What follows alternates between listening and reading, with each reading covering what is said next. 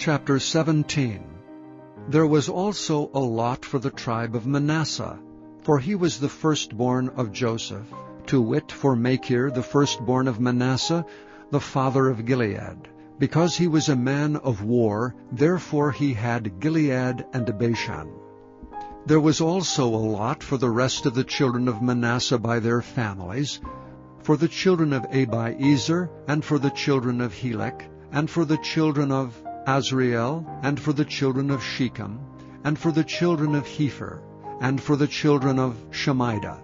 These were the male children of Manasseh, the son of Joseph, by their families. But Zelophehad, the son of Hepher, the son of Gilead, the son of Machir, the son of Manasseh, had no sons, but daughters. And these are the names of his daughters: Mahlah and Noah, Hoglah, Milcah, and Tirzah. And they came near before Eleazar the priest, and before Joshua the son of Nun, before the princes, saying, The Lord commanded Moses to give us an inheritance among our brethren. Therefore, according to the commandment of the Lord, he gave them an inheritance among the brethren of their father. And there fell 10 portions to Manasseh, beside the land of Gilead and Bashan, which were on the other side of Jordan. Because the daughters of Manasseh had an inheritance among his sons, and the rest of Manasseh's sons had the land of Gilead. And the coast of Manasseh was from Asher to Michmethah, that lieth before Shechem. And the border went along on the right hand unto the inhabitants of En-tappuah. Now Manasseh had the land of Tappuah, but Tappuah on the border of Manasseh belongeth to the children of Ephraim. And the coast descended unto the river Kanah, southward of the river. These cities of Ephraim are among the cities of Manasseh. The coast of Manasseh was also on the north side of the river, and the outgoings of it were at the sea. Southward it was Ephraim's, and northward it was Manasseh's, and the sea is his border. And they met together in Asher on the north, and in Issachar on the east. And Manasseh had in Issachar, and in Asher, Bethshean and her towns, and Ibleam and her towns, and the inhabitants of Dor and her towns, and the inhabitants of Endor and her towns, and the inhabitants of Taanach and her towns, and the inhabitants of Megiddo and her towns, even 3 countries. Yet the children of Manasseh could not drive out the inhabitants of those cities, but the Canaanites would dwell in that land. Yet it came to pass, when the children of Israel were waxen strong, that they put the Canaanites to tribute, but did not utterly drive them out. And the children of Joseph spake unto Joshua, saying, Why hast thou given me but 1 lot and 1 portion to inherit, seeing I am a great people, forasmuch as the Lord hath blessed me hitherto? And Joshua answered them, If thou be a great people, then get thee up to the wood country, and cut down for thyself there in the land of the Perizzites and of the giants, if Mount Ephraim be too narrow for thee. And the children of Joseph said, The hill is not enough for us, and all the Canaanites that dwell in the land of the valley have chariots of iron, both they who are at Bethshean and her towns, and they who are of the valley of Jezreel. And Joshua said unto the house of Joseph, even to Ephraim, and to Manasseh, saying, Thou art a great people, and hast great power. Thou shalt not have 1 lot only. But the mountain shall be thine, for it is a wood, and thou shalt cut it down, and the outings of it shall be thine. For thou shalt drive out the Canaanites, though they have iron chariots, and though they be strong. Chapter 7. Then Jerubbaal, who is Gideon, and all the people that were with him, rose up early, and pitched beside the well of Harod, so that the host of the Midianites were on the north side of them, by the hill of Moreh, in the valley.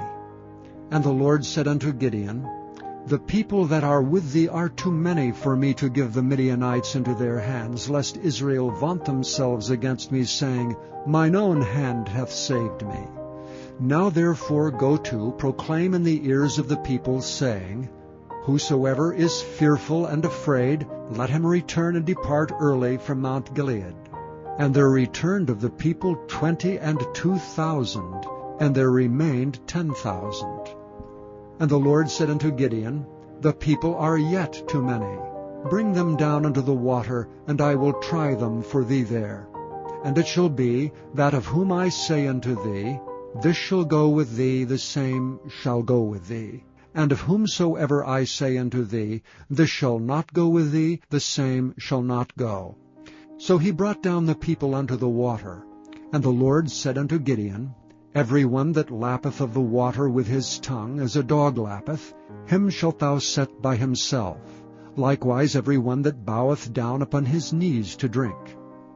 And the latter number of them that lapped, putting their hand to their mouth, were 300 men. But all the rest of the people bowed down upon their knees to drink water. And the Lord said unto Gideon, By the 300 men that lapped will I save you, and deliver the Midianites into thine hand. And let all the other people go away every man unto his place. So the people took victuals in their hand and their trumpets, and he sent all the rest of Israel, every man unto his tent, and retained those 300 men. And the host of Midian was beneath him in the valley. And it came to pass the same night, that the Lord said unto him, Arise, get thee down unto the host, for I have delivered it into thine hand. But if thou fear to go down, go thou with Phurah thy servant down to the host, and thou shalt hear what they say. And afterward shall thy hands be strengthened to go down unto the host. Then went he down with Phurah his servant unto the outside of the armed men that were in the host. And the Midianites and the Amalekites and all the children of the east lay along the valley like grasshoppers for multitude.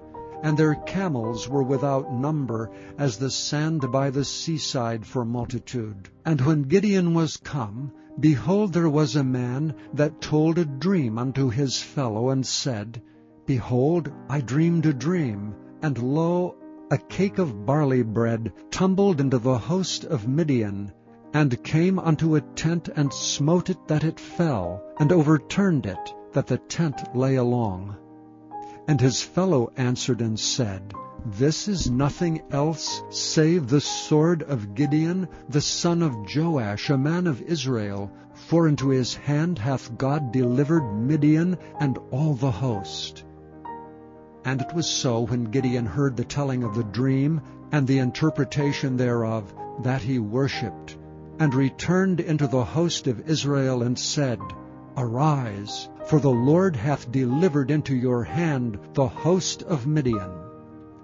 And he divided the 300 men into 3 companies, and put a trumpet in every man's hand, with empty pitchers, and lamps within the pitchers. And he said unto them, Look on me, and do likewise. And behold, when I come to the outside of the camp, it shall be that, as I do, so shall ye do. When I blow with a trumpet, I and all that are with me, then blow ye the trumpets also on every side of all the camp, and say, The sword of the Lord and of Gideon. So Gideon and the 100 men that were with him came unto the outside of the camp in the beginning of the middle watch.